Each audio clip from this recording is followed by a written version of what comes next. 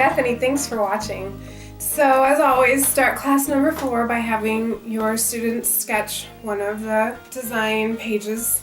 Pick one that they haven't done before. I went to the library this week and got a whole new selection of fashion books, and I spread them out on the table and had them each pick one and spend about 5 minutes looking through the book. And it sort of seems like torture to some of them, but doing artwork is about talent, it's about education, it's about practice, and it's about inspiration. Looking at other images that people have already created, fashion that has already been made, is extremely important, and you need to force your students to take the time to be inspired and to have their idea of fashion and the fashion world get larger. And it's important that students and all of us expand our idea of the world and appreciate things more, and by researching what has already been done, we're able to do that. And this is when it gets really fun. Have your students go through all their sketches and circle their favorite things. Probably it would only be 1 or 2 things per sketch page, but have them circle the things that they're really proud of or that are really exciting to them. Take the time to sit with each student and have them show you everything they've done up until this point. Thumb through it, have them say what they think they're doing well, and show you their favorite things and give a little bit of feedback, or ask the class to give a little feedback if you want to.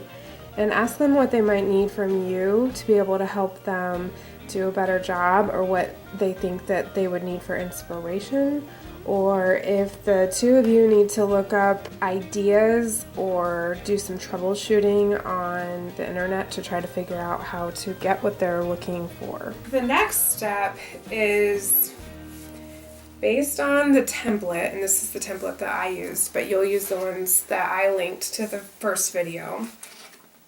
Take those ideas that they circled and have them start to draw it with tracing paper over top of their templates.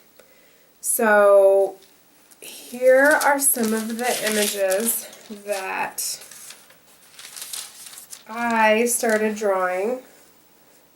So this one goes right over top of here. And I use regular pencil, but they need to use colored pencil. That way they can see what they've drawn and what they haven't. So I drew that one. They'll need to decide before they start, do they want to show the front of an outfit or the back of an outfit. So here's another one. Once they land on an outfit that they really like and they want to start working with, what they'll do is, say for the first one, I did the back of this lady here with a gardening outfit that I came up with. And so if you see it, once you draw it on top of the model there, you take it away and it's like, wow, I did that. So very fun. The next step of the process, and which is why you need 2 colored pencils, 2 colors of colored pencil, is you can take your original image, either use another piece of tracing paper or just fold it over so you can use the other half, and draw over top of your original and say, I really didn't like the length that I made the pants the first time. So this time I'm going to draw over top of it, and I'm going to just tweak everything so that it's more of what I want. And you just keep doing that with tracing paper over top of your outfit as many times as it takes until your outfit looks fantastic and you love everything about it. So they will use up a lot of tracing paper. And eventually you'll get to the point with an outfit where you think, oh, I absolutely love that. I'm going to circle it. This is going to be one of my outfits that I want to be in my fashion line. I want to paint it. I want to show it to everybody. And you want your students at this point to come up with 6 drawings that they're going to use on their completed design board. So right now I want to show you a completed design board that I did with all my goals in mind, and this is what the students are going to end up completing at the very end of the class. This is what it will look like, and it will absolutely be to this high standard. So they'll need to come up with 6 images. They can all be front view. They could all be back view.